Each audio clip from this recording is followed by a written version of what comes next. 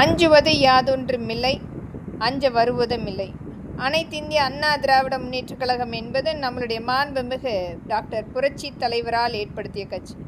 அவரால் உருவாக்கப்பட்டு அவரால் எண்ணற்ற திட்டங்கள், அதற்கடுத்து தொண்டர்களாக வரப்பட்ட நம்மளுடைய புரட்சி தலைவி அம்மா இன்றைக்கு நம்மளுடைய மாண்புமிகு எடப்பாடியோடைய அவருடைய திட்டங்கள் அனைத்துமே ஒவ்வொரு மக்களுக்குரிய பணித்திட்டங்களை முழுமைப்படுத்தி இருக்கின்றார்கள்.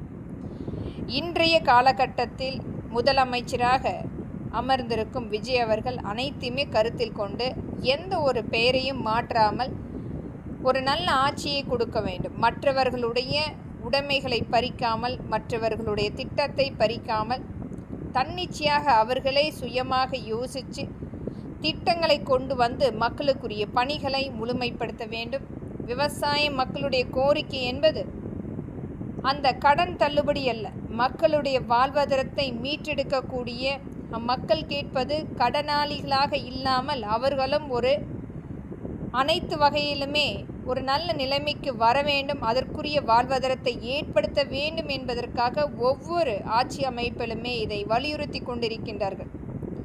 அரசாங்கம், ஆளுகின்ற அரசாங்கம் மக்களுடைய அந்த கடன் தள்ளுபடிக்குண்டான நடவடிக்கை எடுக்காமல் அதற்குண்டான தீர்வு எடுக்க வேண்டும். இன்றைக்கு அதிகபட்சமான அந்த 1,00,000 கோடி அவர்கள் கேட்கின்ற நிவாரணம் என்பது அதற்கு என்ன காரணம், எதற்காக இந்த கடன் வந்திருக்கிறது அனைத்தையுமே ஆராய்ந்து அதை முழுமையாக தள்ளுபடி செய்து இனியாவது மக்களுக்குரிய துணையாக நின்று நேரடி கொள்முதல் நிலையங்கள் மற்றும் அந்த விவசாய மக்களுக்குரிய விலை நிர்ணய பட்டியல் ஏற்படுத்தும் பொழுது எளிதாக அனைத்துமே முழுமைப்படுத்தக்கூடிய சட்ட திருத்தம் ஏற்படுத்த முடியும், வருமானத்தையும் உண்டு பண்ண முடியும்.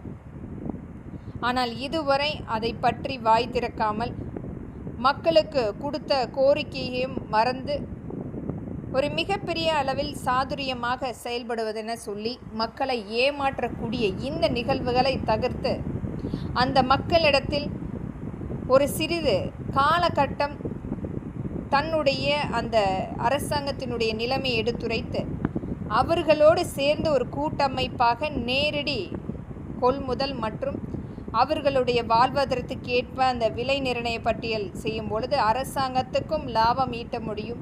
அதே வகையில் அவர்களுக்கு அந்த கடன் முழுமையாக சிறிது சிறிதாக தள்ளுபடி செய்யக்கூடிய காலகட்டமாக மாற்றப்படும். இன்றைக்கு மத்திய அரசினுடைய உதவி இல்லாமலேயே மக்களோடு சேர்ந்து கூட்டமைப்பாக விவசாய மக்களோடு சேர்ந்து நின்று நம்மளுடைய ஆளுகின்ற அரசாங்கம் இதை முழுமைப்படுத்தினால்